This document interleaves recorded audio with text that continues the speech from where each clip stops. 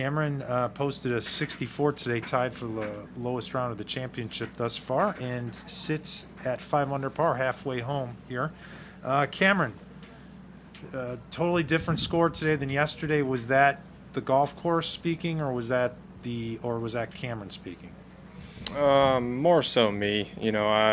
Yesterday I really, I drove it okay, but today I hit a lot more fairways than I did yesterday. And my iron play was a lot better. I think I only missed, 3 greens today with the few fairways I missed. So I just gave myself more opportunities, and I got some putts to follow today. Let's start at number 1, Jeff. Power is always going to be an asset. Where was it an asset for you today? Today I hit the driver very well. So it was just one of those days where, out here you can't really guide it. You just have to play within your game. And me, usually whenever I swing a little harder, it goes a little straighter. So throughout the start of the round, like I said, I think I missed one fairway on the front side, so which is great. So it just gave me a lot more chances to make birdies. Let's go to Rex, too. We just kind of asked Bryson the same question. Do you feel like this is a golf course where you can let it go off the tee? For me personally, I think I have to. I'm a lot more committed over it versus trying to hit a little, low cut driver. Usually whenever I swing harder, it goes straighter, and today it kind of proved that. So. Cameron, to go out there and post a 64, what did you have in mind when you drove over here today? Did you just want to play better and this was the result, or did you really aim to go low right from the get-go? I just wanted to put a solid round together. Yesterday I shot one over. I really did not feel like I played bad. Like I said, just some missed tee shots, some iron shots. I just wasn't able to score. And today I was able to do all those things.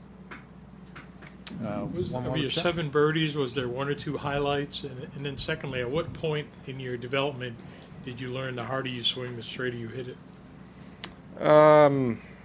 I think the birdie on 12, I hit it a little bit hard, and it hit the flag and went in.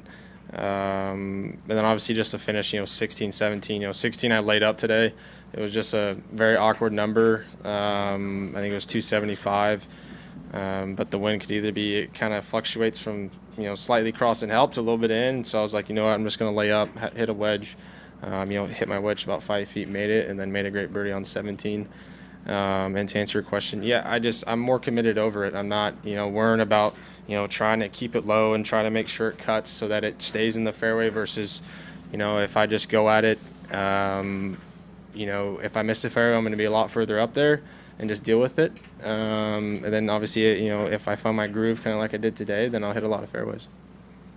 Let's go to 3, Jeff. Yeah, they were making a little bit of a fuss about you laying up on 16 because it's playing so short today. When you say it's the number was awkward, it was just kind of in between clubs situation, or do you not feel that shot kind of that? No, I love that shot. It's just in between clubs. The wind, I would have had to have smoked a 3-wood, and driver would have landed back of the green. So it was just kind of like, just a driver wedge to, a perfect front pin. I figured I had a better chance of making birdie there than, trying to maybe finesse a driver, right at the bunkers and to get it to roll up. So.